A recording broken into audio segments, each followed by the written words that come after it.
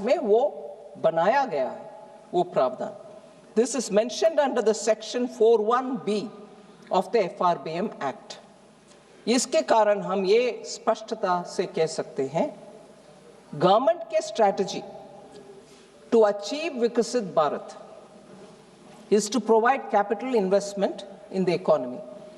For that purpose, we have allocated effectively 17.15 lakh crore, and this will work as a force multiplier and therefore accelerate our move towards Viksit Bharat, and this will be a very important factor in achieving Viksit Bharat, not by moving this or that. We have not moved, both are available through the FRBM Act.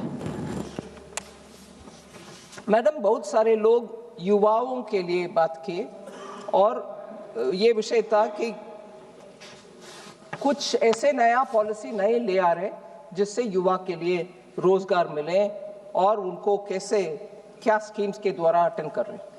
मैं स्पष्टता से कहना चाहती हूँ, जैसे मैंने पहले ही बताया, 5 regional medical hubs medical tourism को बढ़ावा देगा. उसके साथ साथ 1 lakh opportunities in the next 5 years उस एक स्कीम के द्वारा होने वाले हैं. एलाइड हेल्थ प्रोफेशनल्स के उस बड़ा स्कीम के द्वारा. फिर 5 new industrial to textile sector to leather sector major parks जो बना रहे हैं, उसमें भी हम मानते हैं नया उद्योग और जॉब्स होने का संभावना क्लियरली दिखता है. एल्डरली केयर के लिए, हमारी केयर इकोसिस्टम को बढ़ावा देने के लिए 1.5 लाख केयर गिवर्स को हम तैयार कर रहे हैं इस साल विद स्किल्स, जो कि वो wellness, yoga and assistive device operation सब कर पाएंगे. इसीलिए सीधा ये 1.5 लाख लोगों को इस साल ही अपॉर्चुनिटीज जॉब के नाते मिलेगा. इसके अलावा loan linked capital subsidy scheme for veterinary professionals to be available as veterinary professionals. गांवों में वेटनरी प्रोफेशनल के रोल में काम करने के लिए 20,000 से ज्यादा लोग को इसमें तुरंत इस साल ही अपॉर्चुनिटीज क्रिएट होगा, उनको जॉब्स मिलेगा. इसके अलावा क्योंकि हमने आइकॉनिक टूरिज्म सेंटर्स का अनाउंसमेंट की, उसको साथ साथ जोड़ने वाले एक स्कीम, जॉब से भी जोड़ने वाली एक स्कीम है. 10,000 टूरिस्ट गाइड्स को हम तैयार करेंगे इसी साल. 20 आइकॉनिक सेंटर्स, टूरिज्म सेंटर्स में होंगे वो, और 12 वीक का ट्रेनिंग जो ऑनलाइन भी, सीधा भी, पर्सन टू पर्सन भी होगा. इससे ट्रेन्ड टूरिस्ट गाइड्स ये आइकॉनिक सेंटर्स में अपने रोजगार बढ़ावा कर सकते हैं. श्री मार्ट्स, ये भी अनाउंसमेंट हुआ है. एसएचजी ग्रुप्स के द्वारा, सेल्फ हेल्प ग्रुप्स के द्वारा महिलाओं को बहुत सारे प्रोत्साहन मिलता है, उनको कॉर्पस मिलता है, उनके छोटे छोटे बिजनेसेस कराने के लिए मदद मिलता है. बैंक्स भी उनको, उनके कॉर्पस को मन में रखते हुए उनको लोन्स भी एक्सटेंड करते हैं with some consideration in the rates. इसी एसएचजी ग्रुप को फोकस करते हुए माननीय प्रधानमंत्री जी ने लखपति दीदी का एक्सपेरिमेंट शुरू किया. उसमें इतने सारे गांवों में आज हम जाने में, I am sure honourable members जाने के समय अब मिल सकते हैं कितने लखपति दीदी हर गांव में अभी सामने आ रहे हैं. उनका नंबर हम बढ़ाने के लिए भी अनाउंसमेंट की है. और ये महिला आज सिर्फ उनके अपने ग्रुप में ना करते हुए, मैडम मैं आपके सामने ये कहना चाहती हूँ, मैं नागालैंड गई थी. उधर नेशनल रूरल लाइवलीहुड मिशन के द्वारा थोड़ा कम ट्रेनिंग पाए हुए महिला आज सामने होकर के बोल रहे हैं, हम, मेरा अपना दुकान चलाना चाह रही हूँ.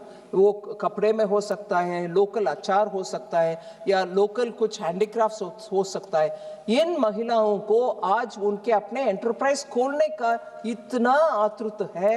उनको हम ट्रेनिंग भी करेंगे, उनको बैंक के द्वारा असिस्टेंस भी देंगे.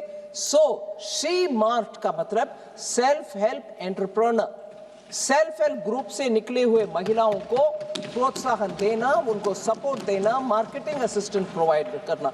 इस शी मार्ट का अनाउंसमेंट, ये ट्रांसिशन जो होता है क्रेडिट लेड लाइवलीहुड, उससे बाहर आकर के आज उनके अपने चलाने वाले एंटरप्रेन्योर तैयार करना, वो भी महिला के बीच में, is a major announcement.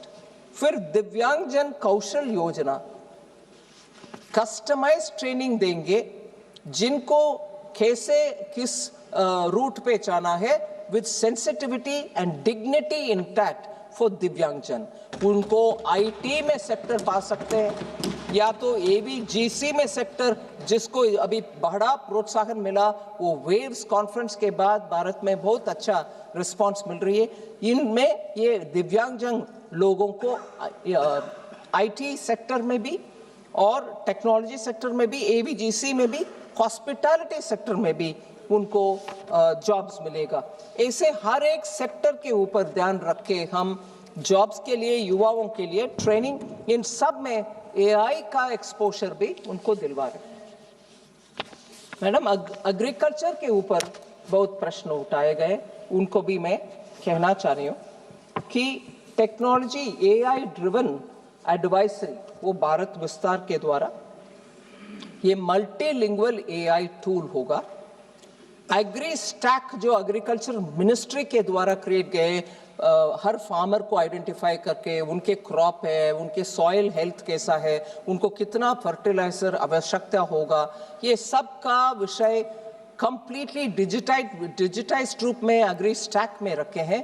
In fact agri stack हमारे यूपीआई स्टैक जैसे बड़ा नेक्स्ट भारत का एक innovative approach to digitise agriculture, जिससे प्रोडक्टिविटी इंक्रीज होगा, फार्मर का इनकम बढ़ाने के लिए ये एग्री स्टैक पोर्टल और आईसीएआर का एक पैकेज भी है एग्रीकल्चरल प्रैक्टिसेस के ऊपर। कौन सा बीज अच्छा क्वालिटी है उसको टेस्ट करने का, और क्या एक्सटेंशन ट्रेनिंग दिलवाना है, इरिगेशन कितना कैसे होना, ये दोनों का एग्री स्टैक जो डिपार्टमेंट का है और आईसीएआर पैकेज जो quality of processing and also quality of seed and cultivation, इन जो दोनों को मिल करके बेटर फार्म प्रोडक्टिविटी के लिए जो साइंटिफिक बेसिस में एग्रीकल्चर मिनिस्ट्री में जो काम हो रहा है, उसको पूरा समर्थन हमने स्पष्टता से कही है। इससे फार्मर को रिस्क कम और प्रोडक्टिविटी ज्यादा होगा।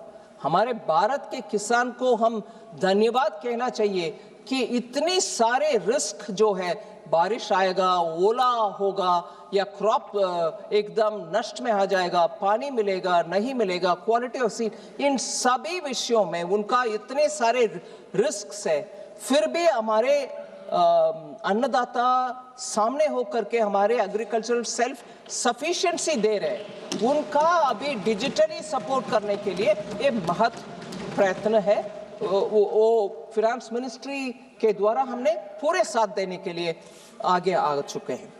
इसके अलावा high value agriculture and horticulture, क्योंकि डाइवर्सिफाई करने का आवश्यकता भी है, इसी हाई वैल्यू एग्रीकल्चर और प्लांटेशन रिलेटेड मैटर्स में चलते हमने अनाउंस किया कोकोनट प्रमोशन स्कीम। इसके द्वारा old and non productive trees को रिप्लेस कर सकते हैं, हाई यील्डिंग सैपलिंग्स को उपयोग कर सकते हैं। 1 करोड़ फार्मर्स के लिए ये तुरंत बेनिफिट देगा। ये एक अनाउंसमेंट कोकोनट प्रमोशन के, और ये बहुत ही इंपॉर्टेंट है। मैं I would have really appreciated if members of honorable members from particularly from Kerala who spoke about Kerala को कुछ नहीं मिल रहा। कोकोनट केरला का जीवन धारा है मैडम, हाँ, और हमारे सरकार के द्वारा प्रमोशन कर रहे हैं। और मैं ये भी बता दूं, देश भर में इन्फ्लेशन रेट 1 है, टोटली इन्फ्लेशन कैलकुलेशन करने में एक नंबर आएगा नेशनल एवरेज। हर एक स्टेट में भी आजकल डेटा निकल रही है, मॉस्पी का डेटा अभी नया सीरीज जो आ रही है फरवरी 27 से उसमें भी Welcome everyone. Thanks a lot for staying with us. You're watching Plain Speak with me, Shivani Gupta. That's Finance Minister Nirmala Sitharaman responding to the debate on the budget in Parliament. But remember, earlier there were fireworks in Parliament because LOP Rahul Gandhi finally took the stage after a long delay because his previous speech to the motion of thanks to the President's address was derailed because of his insistence of quoting General Naravane's book. But today his main contention was that Prime Minister Modi sold the country's interests because he's facing some other pressures vis-a-vis US. Rahul's speech was littered by, yet again, many mentions of subjects not relevant to the budget, and hence he faced many objections and interruptions from the government and the Speaker. He brought in subjects like various businessmen's names, the Epstein files, and suggestive accusations against the Prime Minister. The chair refused to allow this on record. Now, for a brief minute, it even became about him and Jagdambika Pal, who was in the chair. The Congress MP sought to taunt Pal that you were once in my party, so I'll relent today. He even went on to say, I know you don't like it there. Jagdambika Pal naturally objected to these mentions and added that had you listened to my advice earlier, you wouldn't have been in opposition. Suffice to say, Rahul Gandhi, possibly having learned from the squandered opportunity during motion of thanks, was insisting today that he gets his points in, even those he knew or maybe didn't know would not be allowed. But did he hit the bullseye while trying to corner the government on the US trade deal and budget, or miss the mark? That's the big debate coming up with our guests. First up, the face-off was so intense today that Parliamentary Affairs Minister Rijiju announced that they will file a privilege motion against Rahul Gandhi for misleading the House. Now take a look at this back and forth. Government took offense that Rahul claimed India's sovereignty is compromised due to US trade deal. Government called it conjecture. Rahul alleged budget did not have any solutions to current world problems and ignored issues like AI, data and global security. Government rebutted that the budget is quite substantive. Rahul alleged that there is some other pressure on the Prime Minister. He used innuendos, and that is why India's interests have been sold off. That is what he said. Government accused Rahul of making unsubstantiated allegations, and as I said, they could move a privilege motion against him.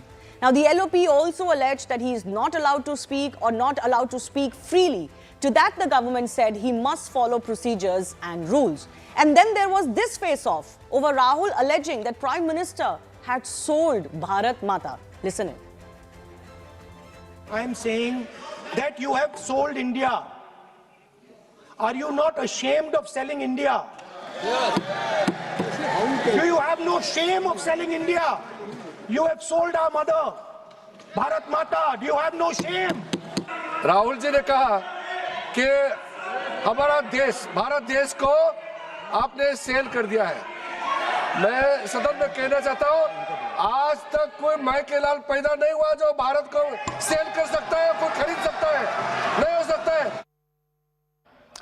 Meanwhile, it's important to mention here, since the US trade deal was a major issue, that there was a revision of the fact sheet on India's deal with the US, either changing or removing certain aspects that have been deemed problematic by the opposition or other critics. So the earlier version had mentioned that India will reduce tariffs on certain pulses, but the new version does not mention pulses at all. Old version mentioned India's committed to buying $500 billion worth of American goods, including agriculture. But the new version has removed the mention of agriculture. It only mentions energy, ICT, coal, etc. Even on India's overall commitment of this $500 billion purchases, the wording has been changed from India committed to buy. It has become India intends to buy. On digital service tax removal, something that Rahul Gandhi also mentioned today, the fact sheet now says that it will be negotiated. It removes the word removal. And finally, on Russian oil, earlier there was no mention at all, but the new version accepts that India will stop Russian oil buying. The big question though continues to be just this: has Rahul Gandhi managed to corner the government as far as the trade deal is concerned, or did he miss the mark? Was his speech more about other things than focusing on budget and US deal? That's coming up with our guests.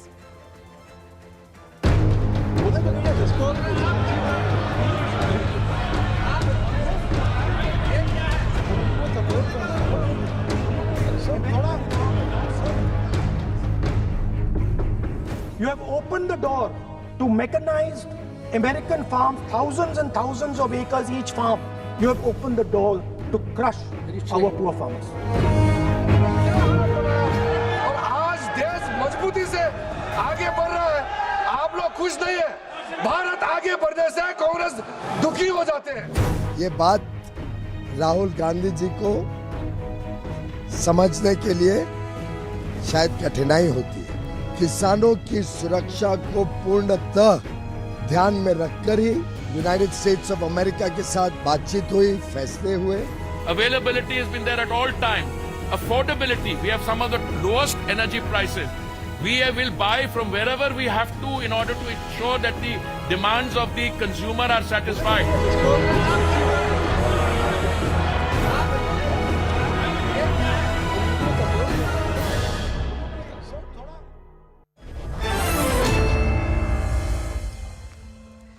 Let's go across to our guest joining us, Rohan Gupta, spokesperson BJP, Arshpreet Kadyal of the Congress Party with us. Dilip Chinoy is chairman, Bharat Web3 Association and former Secretary General of FICCI. I do thank you all for your time and for your patience. So Rohan, I begin with you. Rahul Gandhi finally cornering the government on the US deal and on the budget. We would have liked to see this, frankly, last week itself. But, you know, he has raised certain substantive points that a lot of us are talking about. And his primary objection is that, you know, there are pressures of other kinds that have forced the hand of the Indian government. Please respond. So I think it took 1 week for LOP to prepare his points, and that's why he derailed the parliament last week. Anyways, see, LOP is a constitutional post, and any allegation you make needs to be substantiated by the facts. And none, I'm sorry to say the whole speech, there were no facts. It's all rhetorics, it's all theatrics. You know, saying that Bharat Mata ko becha, how can you even utter that word? Kiski himmat hai? Bharat Mata ko bechne ki himmat kisi ki nahi hai.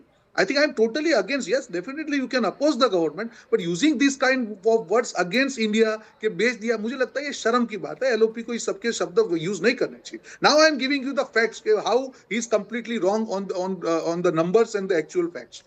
This is the the table which I'm showing. Tracking India's crude purchase starting from 2019, where our Russian oil import was only 0.9% throughout the Ukraine-Russia war. Mind you, it is the maximum pressure on all the countries to cut down the imports from Russia. We never budge. We ensured that our interests, the national interests, remain intact, and we continued buying. It went up to 35. Even now, when we did the US deal, it is 22.2%. You tell me what pressure is Mr. Modi in? If even then, when the trade deal was signed and the condition was reciprocal tariff was that we have to stop the Russian imports, even now it is 22%. On what facts Mr. Rahul Gandhi says that we are under pressure? Absolutely wrong. So this is the first thing. Apart from that, you see all the numbers. Then when Operation Sindoor happened, this same Congress party was telling, look, we surrendered because we wanted to do trade deal. The government didn't do trade deal. We didn't compromise with our farmers' interests, our dairy, our domestic industries. We waited for the right time. We did the EU tariff, after which there was a pressure and US did the tariff even and when 22%. So, कौन से pressure की आप बात कर रहे थे? Now, when we did US trade deal, just give me 10 seconds. Give me 10 seconds. When we did the US trade deal, they are saying there are other pressures. And what pressures you are talking? You don't have substance.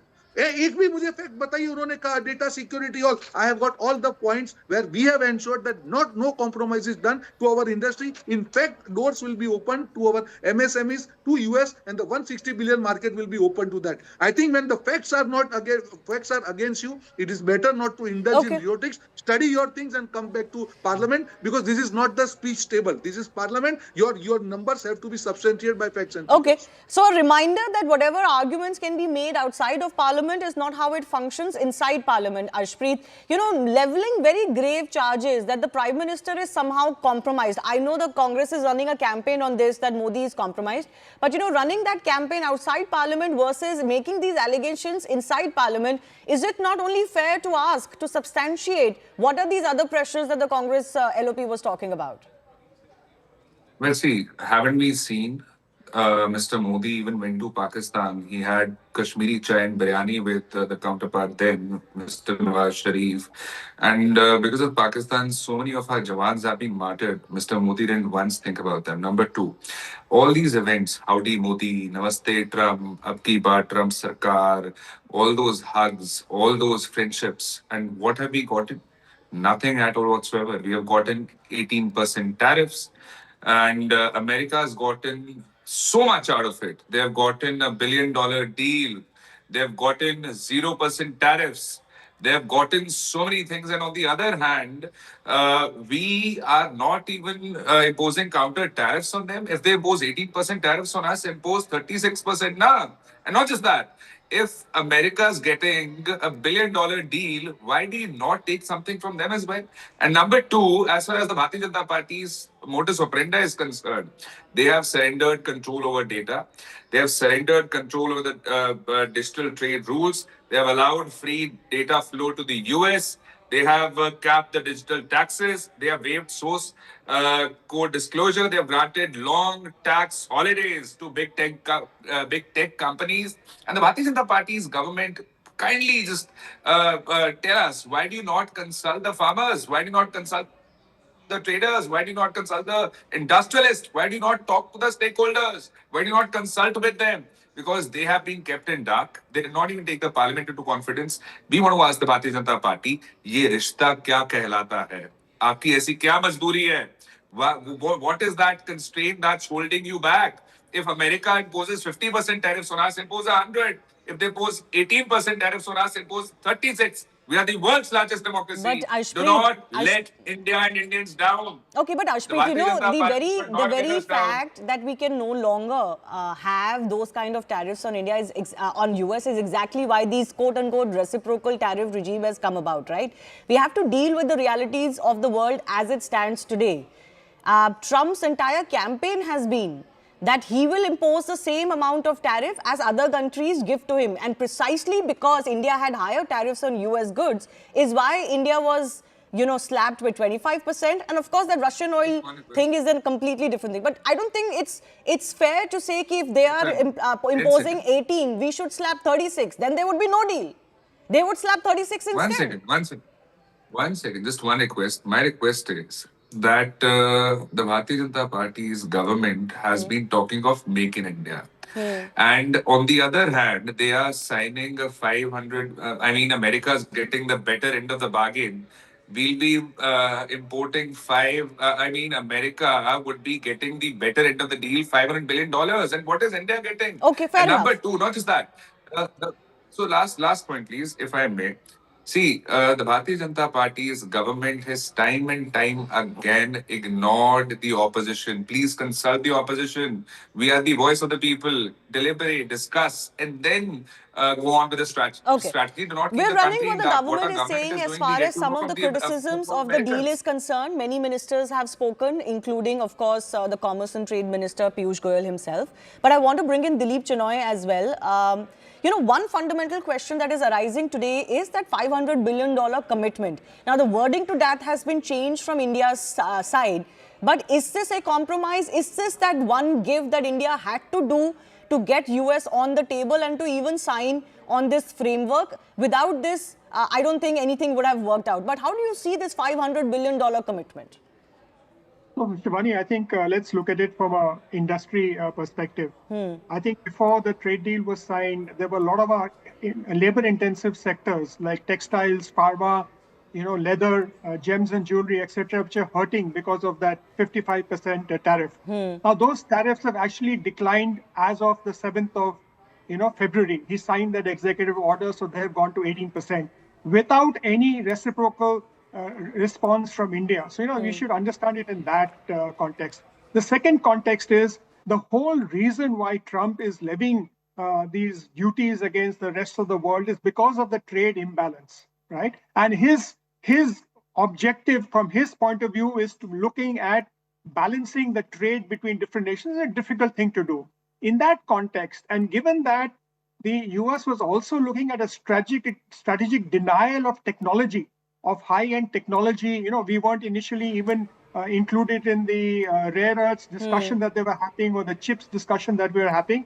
So it's a very strategic move to say that we will endeavor to buy products from you. And if you look at the products, the way our airlines are expanding here, there are orders for Boeings, where the data centers are coming up in India, they will necessarily need US equipment. And the announcements that were made by Google and Microsoft, they will also get American-made products. So I don't think it is a different thing. And we are anyway buying around $300 billion worth of goods from question. across the world all over. So it's a strategic point of view. If you remember, when the nuclear, because of till the nuclear deal was done, we were denied a lot of things, and we did the nuclear deal to allow those things to come in. Yeah. So every time you do a deal, it's a strategy involved, and it's in the best interest of a nation. In fact, that you look at. In fact, you mentioned the nuclear deal. Not surprisingly, that deal and its terms have come out in the open today, possibly to put the Congress and the UPA at that time under question,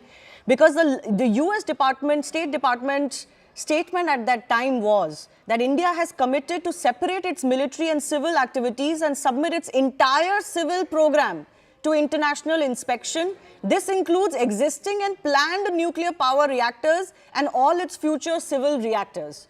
So the question goes out, and it's for our viewers to decide whether any compromise was done and India's interests were compromised. But I have a limited time today. I do thank our guests for staying with us and being with us. We'll, of course, continue to monitor this very closely. But, you know, an interesting aspect on what happened because of Parliament's speech by Rahul Gandhi today, Hardeep Puri, whose name has been going around online in connection with the Epstein files, finally came out and said, I was looking for an opportunity to respond, and this was his response on his name in the Epstein files. Facts are all known, they're in the public domain. 3 million emails have been released. All right? In these 3 million emails, I am in New York for 8 years. Okay? We are talking about the period 2009, May, when I joined as India's ambassador to the UN in New York. My boss in the IPI, Mr. Terry Rod Larson, was the person who knew this particular infamous person, Mr. Epstein. And it is as part of a delegation of the IPI or the ICM that I met Mr. Epstein on a few occasions, 3 or maximum 4. The Epstein files are about charges that he had an island where he used to take people to indulge their sexual fantasies, charges of pedophilia, and there are victims of this. Those victims have brought cases against the people in authority. My interaction has got nothing to do with that. All right. Moving on, CNN News 18 has accessed documents indicating that fund allocations to 7 SC/ST development corporations declined or stagnated during the Siddaramaiah-led Congress government, while heads of boards and corporations have recently been granted cabinet ranks and perks. Budgetary support for welfare corporations linked even to SC/ST communities has seen a downward trend. The report highlights that despite sweeping reserved constituencies, the Congress government allegedly reduced allocations for corporations set up to support the various SC/ST caste groups. Here's a breakdown of what has happened. In the 2022-23 budget, the Dr. B.R. Ambedkar Development Corporation received an allocation of upwards of 200 crore rupees. But after the Congress government came to power, the allocation reduced to 107 crores and then was later revised upwards to 155. But there was still a downward trend. Similarly, Karnataka Adi Jambava Corporation was allocated 148 crore rupees. In 2022-23 under BJP, this was reduced to 105 first and further brought down to 89 under the Congress. The Karnataka Bhovi Development Corporation received 103.4 crores in 2022-23. Under Congress government, the allocation dropped to 55 with a slight increase to 65 later, but still significantly lower than the previous government. For the Karnataka Thanda Development Corporation, the allocation stood at 103.5 crores under BJP. This was slashed to less than half in 2023-24 under the Congress government. Safai Karamchari Development Corporation received 55 crores earlier. Under Congress government, the allocation was reduced to 40 and then remained at 40 the subsequent year as well. The ST/ST Nomadic Development Corporation had an allocation of 50 crores in 2022-23.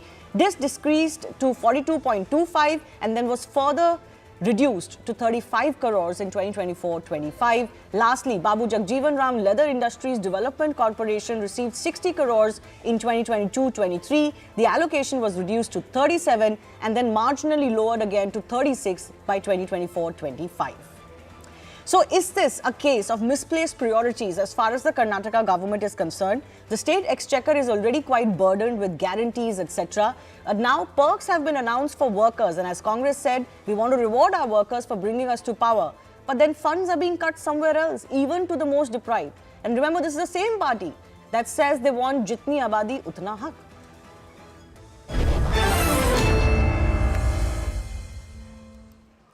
Going across to Ashok Gowda, who's spokesperson Karnataka BJP, Samrudh Hegde, spokesperson of the Congress party, and Baswaraj Itnal is journalist from the state, also joining us. Samrudh, I'll give the opportunity first to you. What can be the justification to give as many as 149 individuals ministerial posts or perks, MOS ranks, but you're actually cutting budgets everywhere else? There's been electricity hike, there's been hikes in other fares, and there's not enough funds for the government to actually meet the welfare demands. Yeah, I'm going to start with one hard truth, Shivani. Before 2013, there was no legal guarantee in Karnataka that a single rupee would go compulsorily to SC/ST welfare. It was the Congress government and Siddaramaiah ji that enacted the Scheduled Caste Subplan and the Tribal Subplan Act, and it hardwired that 24% of the Karnataka budget will be compulsorily earmarked for SC/ST communities. Now, the law itself is our brainchild, the commitment is ours, but today we're getting lectures from those who try to dilute it by adding the deemed clause. Now, in 2014, the corpus was 15,000 crores. Today it's 42,000 crores for SC/ST communities. The earmarking of funds for SC/ST beneficiaries under the guarantee schemes is not an act of diversion, it's purely legal. Section 7C and 7D clearly allow that the funds can be used for social sector schemes, and hence the use of certain funds for guarantee schemes is purely legal. When a Dalit woman gets 2,000 rupees, it's not diversion, it's direct benefit. No, we are not questioning that. We're questioning your commitment to your slogan, which is Jitni Abadi Utna Haq, or the fact that Siddaramaiah himself is the face of the SC/ST community. But respond to the fact that this report is highlighting that you've actually slashed funds to at least these 7 corporations. Not at all. I would like to disagree with that. You've taken only 1 year of ours. No, 2 years. No. We've taken 2 years of the Congress party. Yes, please take it from 2018. How much funds did they receive in 2019 under the BJP rule? It would still imply a downward trend. Not. If you're suggesting it was bigger in 2018, it would still imply a downward trend. Listen to me. I have to explain to you that we are earmarking more funds, 4 times more than what the BJP earmarked for SC/ST communities. 4 times more. We have allocated 18% reservation in contract work. Monthly maintenance has increased from 600 to 750, 850 to 1,300. 270 new residential schools for SC/ST communities, 3,000 crores spent on hostels, SC/ST entrepreneurs given 900 crores, 8,000 houses built for SC/ST communities. No, the point is that instead... This is the commitment of the Congress. But these corporations' budgets have gone down, right? You can't deny that. We have expanded the corpus, we have tightened the law, and we have closed the deemed expenditure back. Ashok Gowda, what is the problem here? Because the overall expenditure on backward communities or marginalized sections is much higher than what used to be under you. See, this bizarre argument from the Congress spokesperson is definitely not acceptable.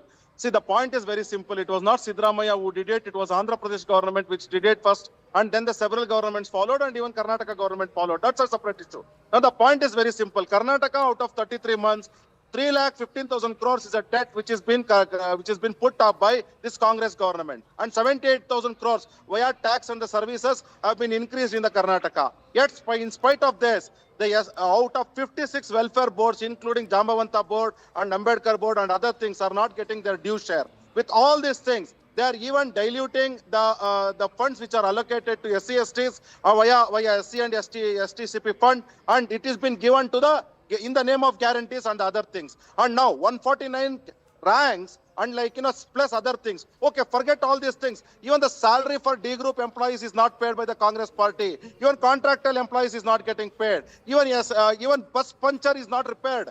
Like buses which are punctured, they are not repaired. And this is Congress government. They have completely misplaced priority. What they are doing is, now they were appeasing one community. Now they want to appease the Congress Karyakartas because they know that they are going to lose very badly in ZPTP elections, and that is why the target has been given. And like, to all these people who have been given the state ranks or cabinet rank, saying that if you don't win the elections in your areas, we are going to dilute your status. So and this the is what question is is, Congress party. No, Mr. Itnal, the question is, state funds have been very unabashedly been used to say, oh, those who won us power will get share of power. I'm not saying this. D.K. Shivkumar said this. And he even said 2 days ago that more will get. So already from 34, which should be the number who should have ministerial ranks in Karnataka according to the assembly strength, that number is 149. More will be given. Why? Because they want to reward Congress workers. Mind you, these are not government employees even. They are Congress workers. They are being rewarded, while in area after area, the state's finances are in absolute tatters. Kalaburgi Gram Panchayat employees, they haven't received their salaries for 25 to 30 months. There are beneficiaries who are not getting their support. There are hospitals which are reporting medicines and gaps in availability of doctors. Where is the priority of the government? See, this having so many, cabinet rank positions, it's just ridiculous. And if Mr. D.K. Shivkumar or Siddaramaiah wants to reward his party men for winning elections, let them pay from their pockets. Not my money, not your money, not the common man's money. It's not their own money, it is common man's money. And all this could have been acceptable if at all there was a healthy budgetary management. Yeah. In budgetary management also, the Karnataka government has failed dismally.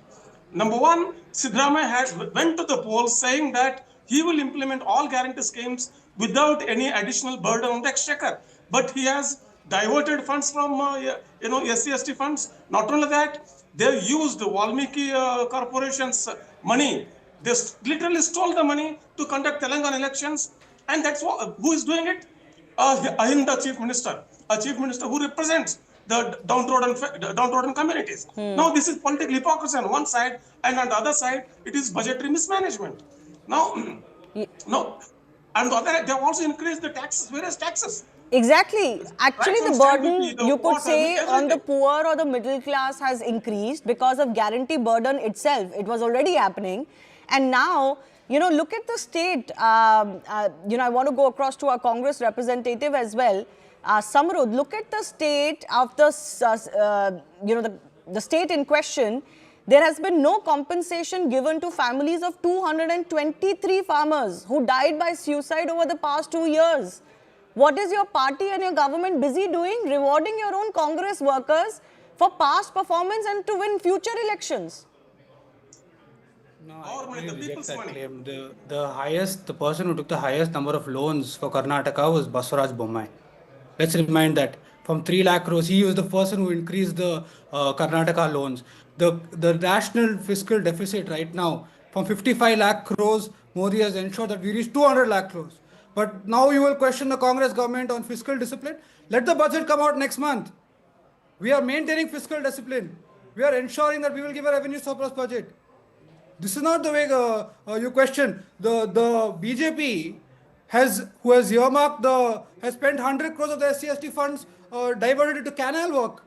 In 2020, they diverted 500 crores for underpass, flyover and footpath work.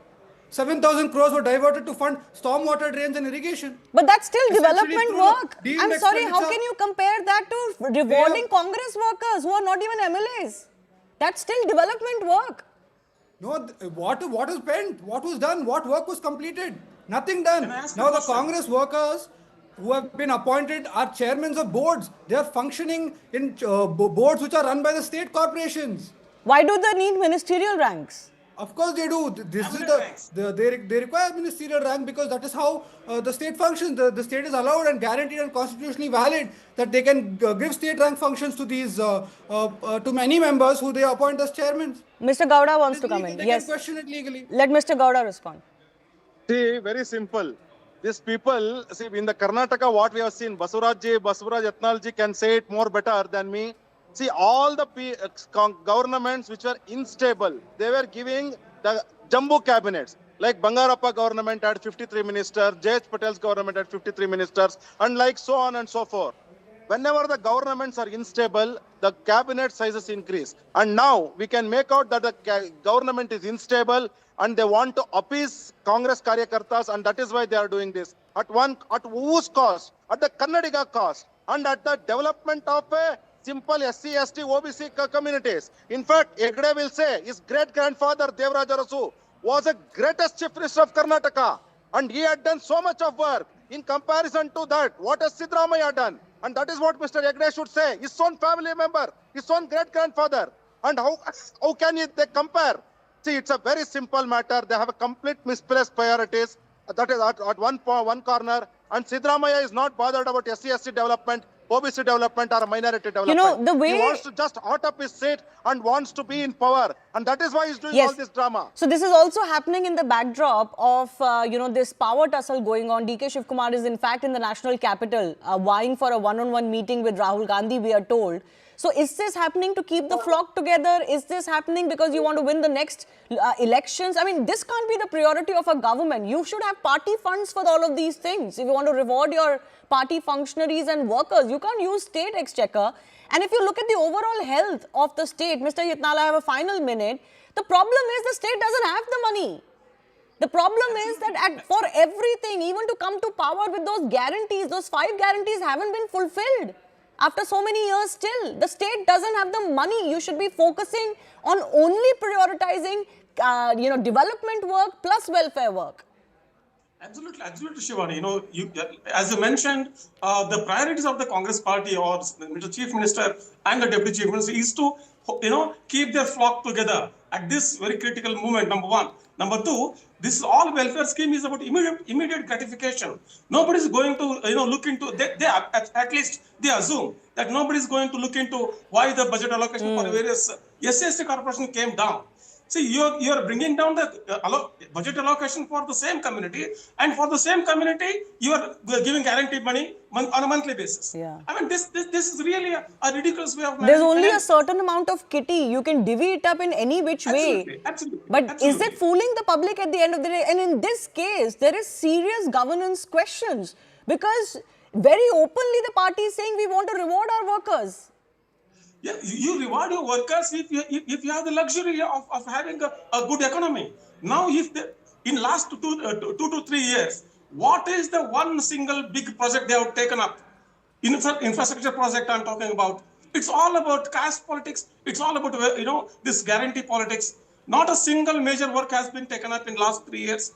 And if at all tomorrow, if they announce some in tomorrow's budget, if they announce a new project, from where are they going to bring the money? Because only to manage guarantee, they have increased the taxes, they have increased stamp duty, property We tax, knew this was coming. Whatnot.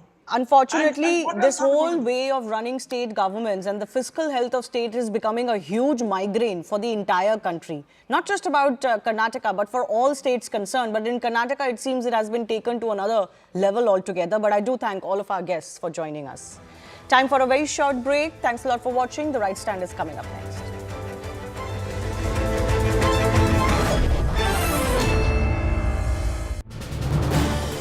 This is News 18 Network.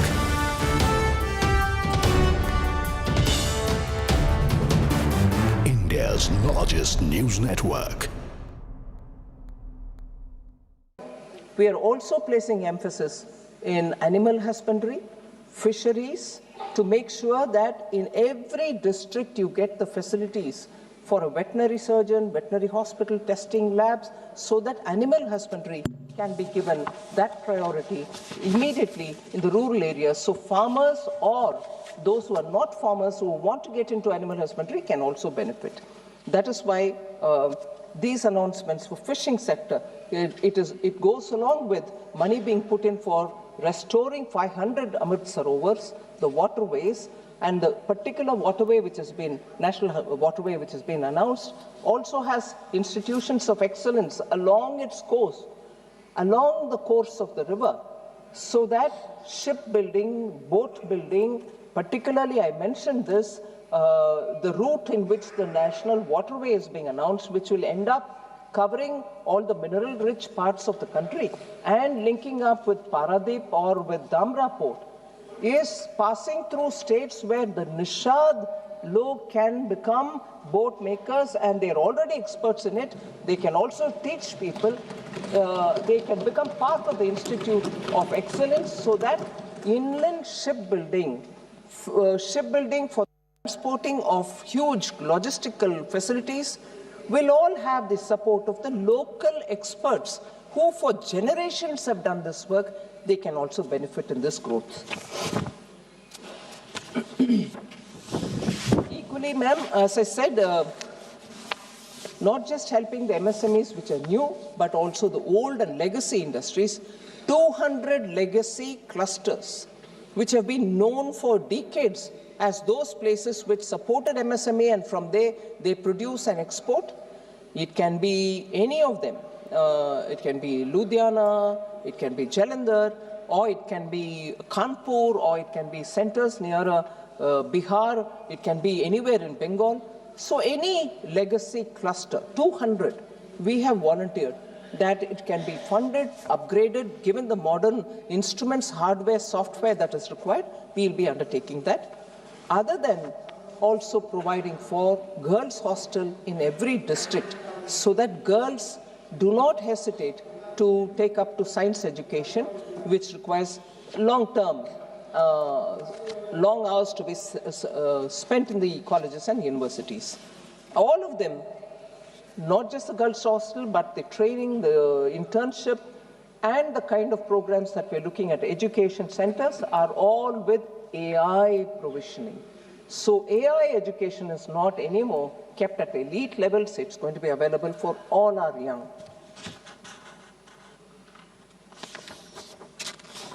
So if I very quickly move to mention the numbers, madam. Gross tax receipts are at 44.04 lakh crore in this BE. It's about 8% more than what was in BE of RE of 25-26. 3.26 lakh crores more than the RE. And if I were to look at the total expenditure, madam, for 26-27, it's at 53.47 lakh crores, so much more than what we receive as tax receipts. The capital expenditure is at 12.22 lakh crores, which is 3.1% of GDP, and also 11.5% higher than the RE 25-26. Of this, I'm glad to say, on the recommendation of finance ministers from the states who met me before the budget preparation, which is a normal calendar event which before every budget I meet up with the state finance ministers, on their recommendation and accepting their recommendation, capital expenditure grant that we grant, call it loan without interest for 50 years, which eventually would be equivalent to a grant, has been increased on their request to 2 lakh crores under SASKI, and that is very much for their capital expenditure. Many states have actually shown that some of the signature projects of their states have been completed over the years since 2021, when we have been giving them SASKI, 50 years interest-free capital expenditure, money which goes to the states. So with this, the effective capital expenditure, although I said capital expenditure is 12.2 lakh crores, the effective capital expenditure, which includes the grants that I give to the states as well, is 17.1 lakh crores, which is 4.4% of the GDP, which goes only to build India in the states and everywhere else, union territories and so on. So states and union territory put together for the capital expenditure, 17.1 lakh crore is being given effectively.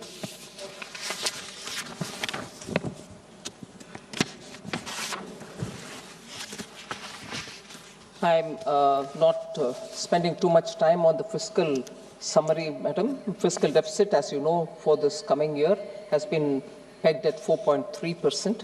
There are, of course, quite a few honorable members who said it's by restricting your expenditure that you've come to that fiscal consolidation.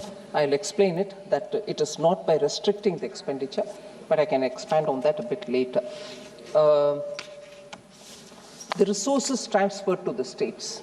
Often we are accused of not really transferring the 41% which the Finance Commission has recommended, that Government of India should give 41% of devolvable tax to the states. It's not 41%.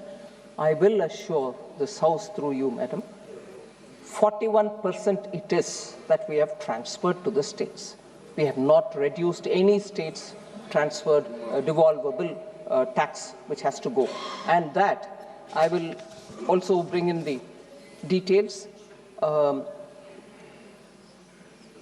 Total resources to be transferred to the states, including the devolution of states' share in taxes and releases that are made under the centrally sponsored scheme in 26-27, the coming year, is estimated to be at 25.44 lakh crores. इतना पैसा states को जाएगा इस साल आने वाले साल 25.44 lakh crores. This entails an increase of 2.70 lakh crores.